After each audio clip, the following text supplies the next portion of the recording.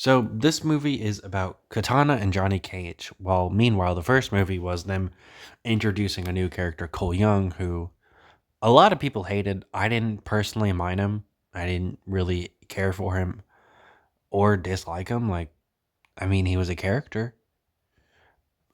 He had somewhat cool powers, but he didn't really do much for me. But Mortal Kombat introduces new characters all the time. I don't know why it really got people's panties in a bunch this time because a lot of new characters people like. I mean, there's plenty of new characters that people don't like, Kotal Khan, Devora, and so on and so on. But there's also characters people do like and are often upset when they get left out, like Aaron Black.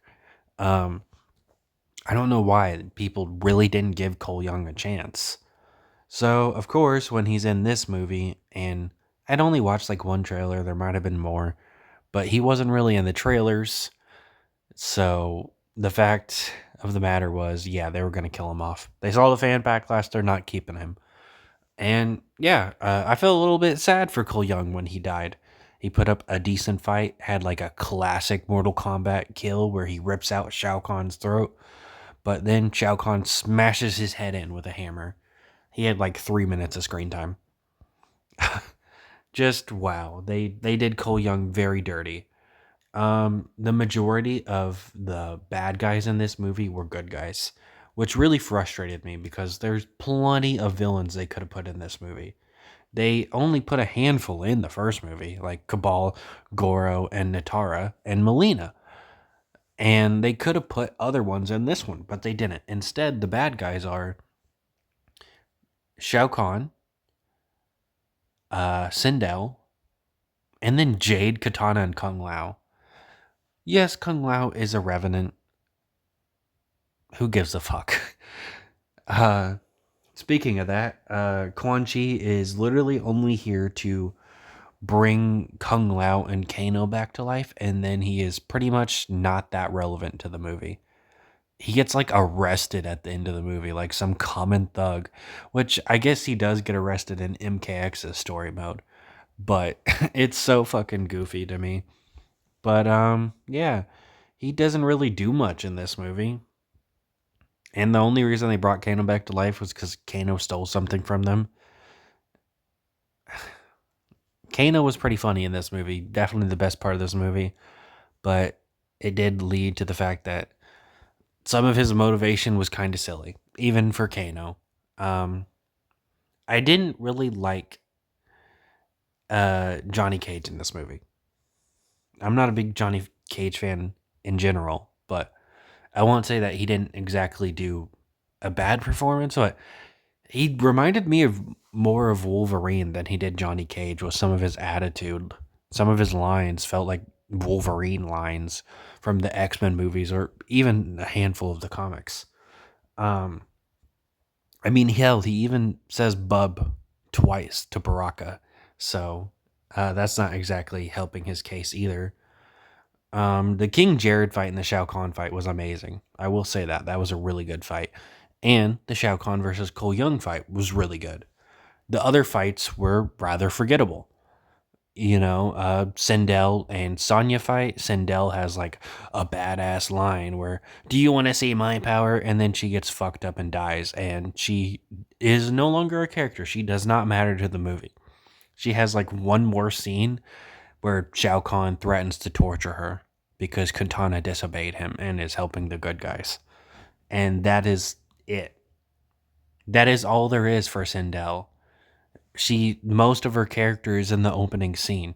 She gets killed off screen because she is a revenant and a bad guy now. And I guess she got killed at some point. Just wow. They really did Sindel dirty. They've done Sindel dirty in some of the MK games. People have not liked her characterization, specifically in MK11. Looking at you, but wow, they literally say, "Oh, look at her, she's a good mom" in the beginning of the movie. Jump to her being evil, then she gets killed, and then she is nothing. None of the characters really matter in this movie. None of them. Katana and Johnny Cage are who they focus on the most. And then the other characters, like, eventually we get more scenes with them. Um, fucking, we get a fight with, like, Jade and Jax. It's okay. Jax doesn't get to do much in this movie. He dies, like, probably about an hour in. I don't know. I watched it in theaters. But he gets killed by Shao Kahn. Shao Kahn is, like, the majority of the fights of this movie. I get he's the big bad, but that got really annoying. In a Mortal Kombat movie, I want to see all different types of Mortal Kombat characters fight. But most of the fights were just Shao Kahn versus insert character. Just Shao Kahn, Shao Kahn, Shao Kahn. They did not do anything with any other people. Shang Tsung does, like, get Shao Kahn an amulet that makes him immortal, which is the reason Cole Young dies. And then he pretty much dips from the movie too. He doesn't really do much after that. Um, that is just the case for most characters. Scorpion and Sub-Zero get thrown in when the movie's almost over, and Scorpion is like, "Oh, the typical, I'm not going to help you. I'm done with those days." And then he finds out Sub-Zero's alive. So he decides to help them simply because of that. And here is probably the stupidest part of the movie. Kano is a good guy. No, for real. He doesn't, like, do a turn at the end like Kano would do. You know, you feel like he's going to pretend to help them for a little bit, then he's going to, like, make them pay him to get the amulet or whatever they need to save the day. And be like, "Sorry, love, that's going to cost you." Or something stupid. Something like Kano. He's a legitimate good guy in this movie, albeit he has some motivation behind it. That he thinks that if Shao Kahn wins, he won't be able to have sex anymore. He does list other reasons, but yeah, it's basically just a joke. He's like, "I don't think I can have threesomes and foursomes and one night stands if Shao Kahn becomes the ruler." And, like, what? I don't think Shao Kahn's going to stop you from having sex. That's such a goofy motivation. And then Kano is also surprised to find out Johnny Cage doesn't have powers and insults him, even though in the first movie, Kano did not have powers. I don't know why he would just assume that Johnny Cage had powers, but Johnny Cage gets powers, like, seconds later and has a very corny line about how, "You want to know what my power is?" And then he does his power. Basically like an Avengers 2012 Hulk moment. Um, just it's a very goofy movie, and honestly, a lot of it's not in the fun way. Some of it's fun. Some of the characters are fun. They kind of butcher Baraka's character. I'm not a fan of his portrayal. Like, he starts off as, like, this badass. We have this extended fight with Johnny Cage that is just whatever. And near the end, Johnny Cage, like, dodges him a bunch and then punches him in the nuts. And Baraka is now impressed and infatuated with Johnny Cage. He just adores him. He thinks he's this amazing fucking fighter and shit. Even though he was getting his ass whooped the entirety of the match, he just, like, locked in at the very end because Sonya told him to. She basically just told him, "Be a good fighter," and then he be's a good fighter. It's goofy. This movie's goofy. Uh, it's just so frustrating. End of the movie, uh, Liu Kang and Sonya are fighting Shao Kahn together. Then Liu Kang gets, like, stabbed in the gut, and then he just kind of, like, teleports away. Some people online have said he died. I didn't get that impression, but maybe he did, I guess. Like, he just kind of, like, floats away with fire and shit.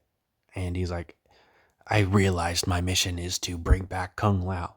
So if he was bringing back Kung Lao, I don't think he would be dead. But anyway, Sonya gets, like, knocked out. Shao Kahn does not finish her. It's pretty much plot armor because that's, like, a big part of this movie is that the villains always do the fatalities if they win the rounds. But for whatever reason, Shao Kahn just declares himself the winner. And then Katana reveals that she's joined the good guy side. So then Katana and Shao Kahn fight and she kills him. Noob Saibot really didn't do much. Scorpion and like four other people kill him in the underworld, which makes Shao Kahn not immortal anymore because he was protecting his amulet or whatever.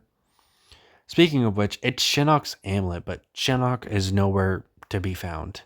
They're using a Shinnok plot device when he has not even been introduced in this universe. It's just, wow, that's crazy to me. We waited 5 years for this movie, man. um,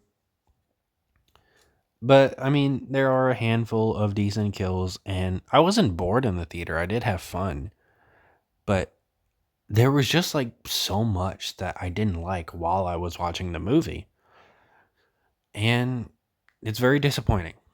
I didn't think I'd see the day that I would say that the 90s movies were better and treated the characters better, because there is no characterization in this movie. And you can have dumb, fun Mortal Kombat movies, but this one really wasn't to me. Um, but it wasn't bad, you know. The only bad Mortal Kombat movies are the 90s ones, but they still had their moments. They still had some love in those movies. And the only really bad movies that actually don't deserve any praise, honestly, is Cage Fight and Snowblind. Those movies suck. The third and fourth animated movies, no. Um, I really enjoyed the first Mortal Kombat 2021. It actually felt like it had a cohesive story. This one doesn't. Things just happen. Characters disappear for a long time just to show up and now they're relevant. Like Kano, he disappears for like 40 minutes and then he just becomes a good guy when he's back because he doesn't want to lose sex. It's just, and Baraka, like I said, Baraka's a joke in this movie. It's just, it's a whatever movie. Um, yeah, honestly. I do want to say one quick thing though. I think the fucking crybabies on the internet that got mad that Jade doesn't have hair are stupid. It's not like it's a character that needs hair. You know, fucking Sindel is honestly the only person I can think of where it would affect her if she doesn't have hair because that's like her whole thing. And you know, there's plenty of characters that have had different hairstyle changes throughout the series. Kano has been bald. He was originally bald in the games, and then he ended up having hair later down the line. And they brought back the bald look, and they had the hair look, and they've switched back and forth, and they've done that with other characters. I don't see why people really gave a fuck that Jade didn't have hair. Jade was fine in this movie, but it was predictable that she was going to be on the good guy's side in the end, even though she literally snitches on Katana. Like, really, you think we're not going to see where this is going? Okay.